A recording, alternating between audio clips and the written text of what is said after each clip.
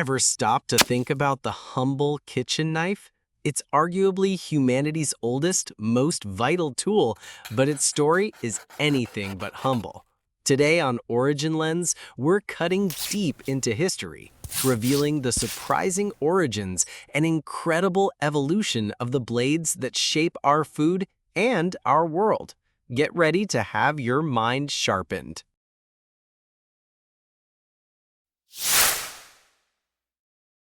Imagine a world without metal. Early humans used flint and obsidian, volcanic glass, to create incredibly sharp edges.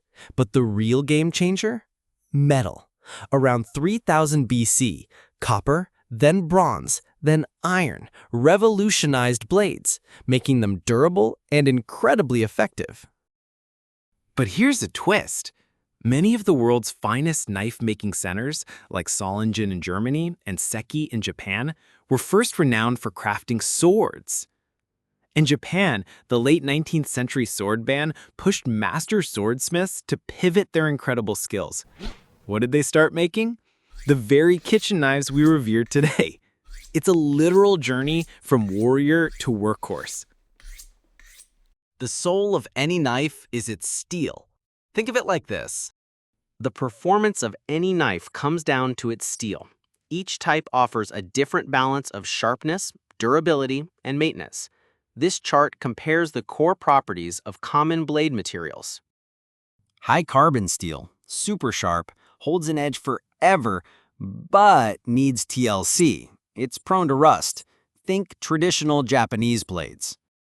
German stainless, tough, durable, low maintenance, but might need sharpening more often. Your classic Western chef's knife. VG10 Japanese is a fantastic balance. Sharp, good edge retention, and more corrosion resistant. Found in many modern Japanese knives. Let's briefly look into the pros and cons of each of these metals before we dive deeper into the few selected knife profiles. High carbon steel. Pros: extremely sharp, long-lasting edge. Cons: needs constant maintenance, can be brittle. German stainless steel. Pros: durable, low maintenance, tough. Cons: edge retention isn't as long, may need frequent sharpening. VG10 Japanese steel. Pros: balanced sharpness, toughness, and corrosion resistance. Cons: can chip under heavy use, harder to sharpen. Now, let's meet the stars of our show, one by one.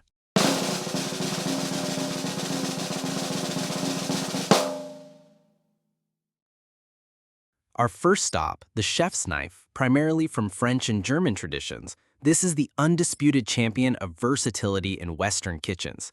Its broad, curved blade is perfectly engineered for that rhythmic rocking motion you see top chefs use for rapid chopping, slicing, and mincing. It's built for balance and durability, ready for almost anything you throw at it. The chef's knife. It's the king of the kitchen. But what's it actually used for? 50% chopping. That's your carrots, herbs, chicken, all crushed with clean, confident cuts. 35% slicing. Meats, fruits, veggies, all glide under its blade with precision. And 15% mincing. Garlic, onions, herbs, finely shredded with a smooth rocking motion. One knife, 3 essential jobs. Next, we travel to Japan for the Santoku knife. Its name, 3 Virtues, highlights its proficiency with meat, fish, and vegetables. Unlike the chef's knife's curve, the Santoku has a flatter edge, making it superb for precise, clean downward chops. It's often shorter and lighter, giving a feeling of incredible control, which is why it rapidly became a favorite in Japanese home kitchens after its post-WW2 popularization. It's lighter, it's shorter, and it gives you precise control with every cut. Perfect for thin slices, fine chops, and delicate dicing. But here's the trade-off. The Santoku's flat edge doesn't suit the classic rocking chop motion. So if you're used to that Western rhythm, it might feel a little stiff. The paring knife, typically European in origin, is all about control. Peeling, trimming, coring, making delicate garnishes. Its small size lets you work directly in your hand with incredible precision. The paring knife, small in size, but big on control. 50% peeling, apples, potatoes, citrus, this blade was made to hug the curves. 30% intricate cuts. Think deveining shrimp, segmenting oranges, or creating delicate garnishes. And 20% coring. Apples, strawberries, tomatoes, no problem. Don't underestimate it. The paring knife isn't just a sidekick. It's your go-to for precision in the palm of your hand. The paring knife isn't built for everything. Too small for big jobs, slicing meat, or chopping large veggies, it struggles. Limited versatility, no rocking cuts, no heavy chopping, easy to misuse. Push it too far and you risk a dull edge or a broken tip. Use it for detail work and nothing more. This is where history gets really tasty. The Gyuto, or cow blade, is Japan's direct response to Western chef's knives, born during the Meiji Restoration, a time of massive cultural change when Japan started eating beef. Displaced swordsmiths adapted their skills. It's thinner, lighter, and incredibly precise, a true blend of East and West. The Japanese Gyuto knife is portrayed as the ultimate versatile chef's knife, whose performance can be understood through a functional breakdown: 40% slicing meat, 40% chopping vegetables, and 20% general use. The Gyuto knife is a favorite among chefs for good reason. It's incredibly versatile, perfect for slicing, dicing, and chopping with precision. Thanks to its razor-sharp edge and lightweight design, it offers excellent control and comfort, even during long prep sessions. The double bevel blade also makes it accessible for both right and left-handed users. But like any tool, it has its drawbacks. The thin blade can chip if used on bones or hard items, and high-carbon versions need proper care to avoid rust. Beginners may find its sharpness a bit intimidating at first, and premium models can be expensive.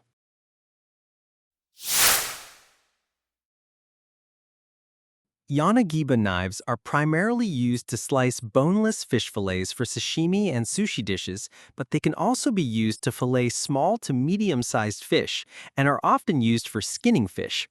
The narrow blade and relatively acute edge angle of the Yanagiba are features which greatly reduce the effort required to cut through ingredients. Originating in Western Japan, specifically the Osaka and Kyoto regions, the Yanagiba boasts a long heritage deeply rooted in the ancient art of Japanese swordmaking. It quickly gained widespread popularity throughout Japan as a desired sushi knife and is now considered a staple for sushi connoisseurs globally. It is recognized as one of the 3 fundamental knives in traditional Japanese cuisine, alongside the Deba and usuba. Yanagiba knife quick summary. Main use: 90% sashimi slicing, 10% fish skinning. Pros: precise, razor sharp, perfect for clean fish cuts. Cons: not versatile, hard to sharpen, right-hand biased.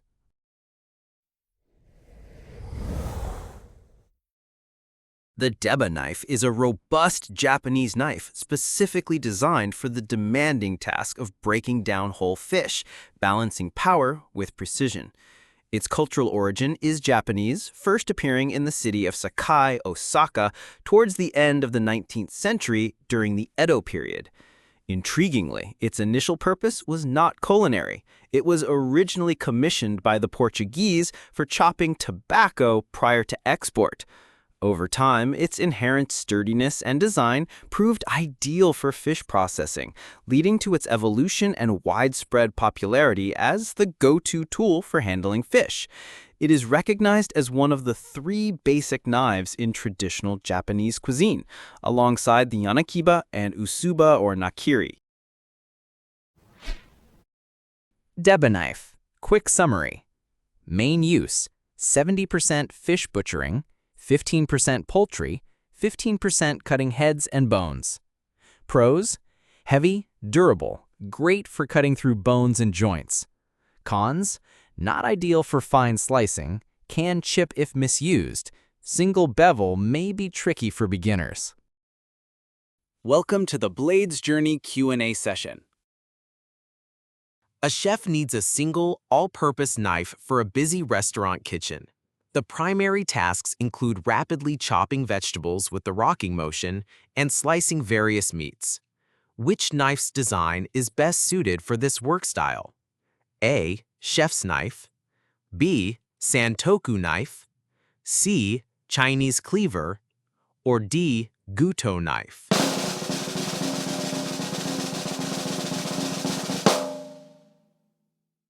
The right answer is A. Chef's knife. The curved blade of the chef's knife is specifically designed for the rocking chop motion, making it highly efficient for the tasks described. While versatile, the Gyuto has a less pronounced curve than a Western chef's knife, making the rocking motion slightly less dramatic. You are preparing delicate sashimi and need to make long, single pull cuts to create flawless slices without tearing the fish flesh. Which knife is essential for this task? A. Gyuto knife. B. Deba knife. C. Santoku knife. D. Yanagiba knife. The right answer is D. Yanagiba knife. The Yanagiba's long, thin, single-bevel blade is meticulously designed for the single pull cut required for perfect sashimi slices. What's your go-to kitchen knife and why do you love it? Let us know in the comments below. If you enjoyed this journey into knife history, please hit that like button, share this video with a fellow food lover, and make sure you subscribe to Origin Lens for more fascinating stories behind the objects that shape our world.